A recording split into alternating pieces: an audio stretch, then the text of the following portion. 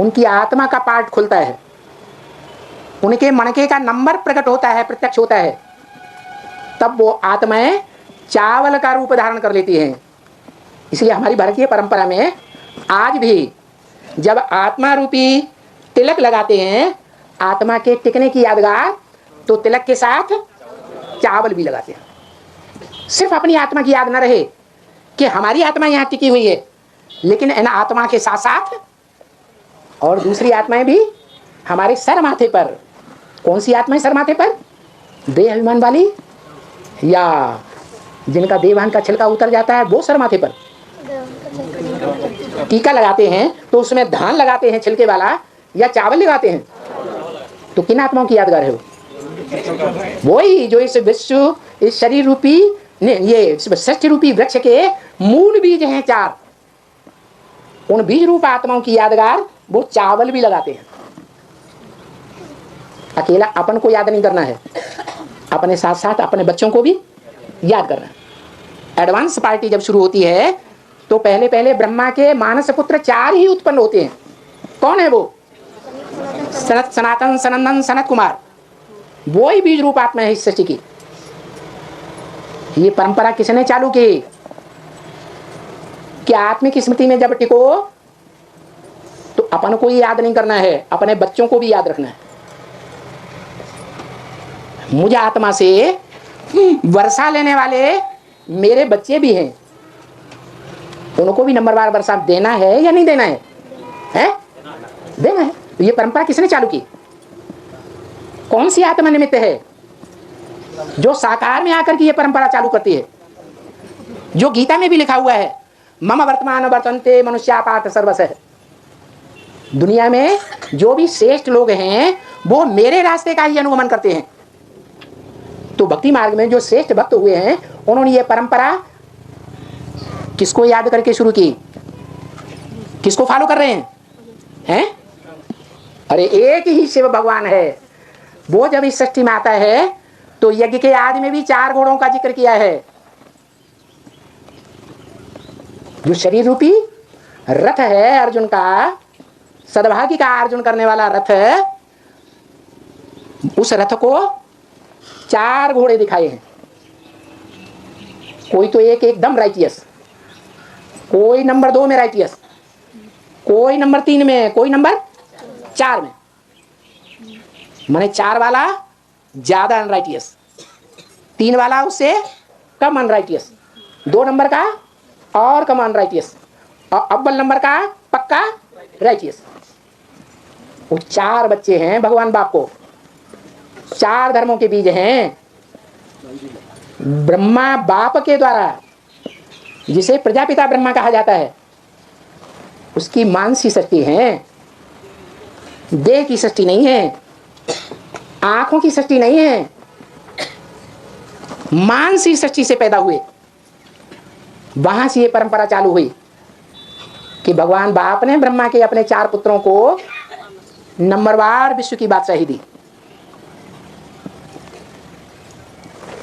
कोई को अव्वल नंबर की बादशाही, विश्व का बादशाह, कोई को 2 नंबर की बादशाही। द्वापर युग से लेकर के कलयुग के मध्यांत तक उस दूसरे नंबर वाले का राज्य चलता है। कौन से धर्म का बीज है? नहीं, हाँ, इस्लाम। इस्लामियों ने, मुसलमानों ने सारी दुनिया में कब तक राज्य किया? द्वापर युग से लेकर के कलयुग के मध्यांत तक राज्य किया। ये क्रिश्चियन तो अभी 200, 250, 300 वर्ष से आए हैं भारत में, और 3rd क्लास राज्य लेने वाला कौन है? बौद्ध धर्म का भी 3rd क्लास क्यों है? अरे उनका धर्म ही 3rd क्लास है। अहिंसा परमो धर्म। दुनिया को बोलते तो हैं अहिंसा परमो धर्म, लेकिन जब विदेशियों ने आक्रमण किया तो हाथ उठा के कह दिया अहिंसा परमो धर्म, मेरे बाल बीवी बच्चों को ले जाओ, अपने धर्म में कन्वर्ट करके दास दासी बना के भले रखो, लेकिन हम अहिंसा परमो धर्म। अरे खैरात करनी है, दान करना है, सद्गुणों का दान हो, पैसे का दान हो, तो अपने बच्चों को पहले दान करना है, या बाहर वालों को दान करना है? क्या करना है? हैं? अपने बच्चों को पहले दान करो ना। पहले घर का सुधार, फिर पर का सुधार। ज्ञान भी पहले घर वालों को सुनाओ, फिर बाहर वालों को सुनाओ।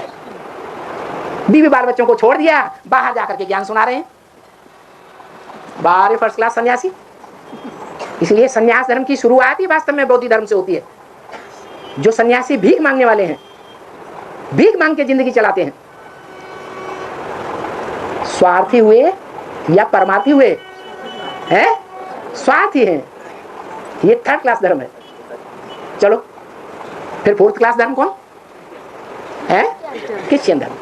बहुत ही आदत आई।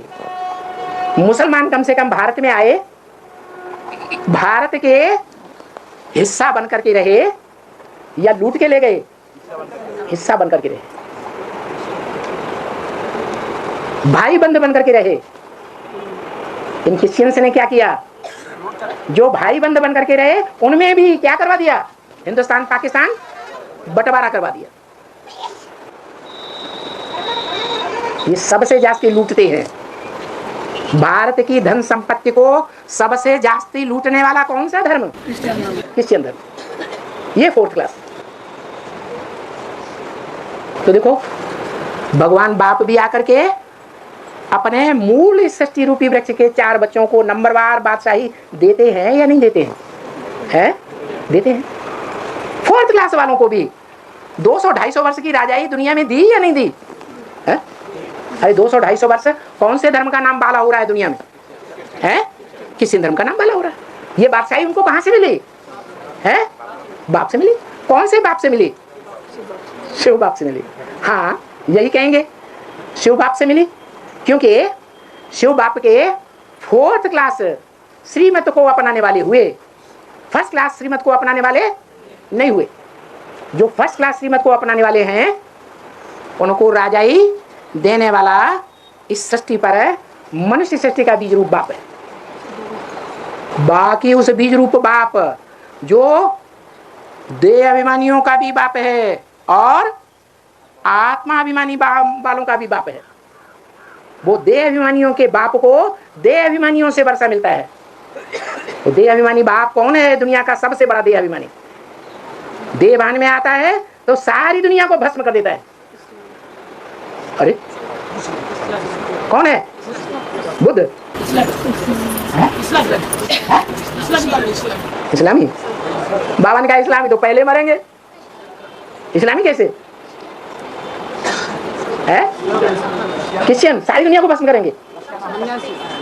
अरे उन्हें एटम बम की इजाद किए हुए कितने साल हो गए? सन 36 से इस एटमिक एनर्जी की इजाद करना शुरू हुई। उससे एटमिक बम का नाम निशान नहीं था।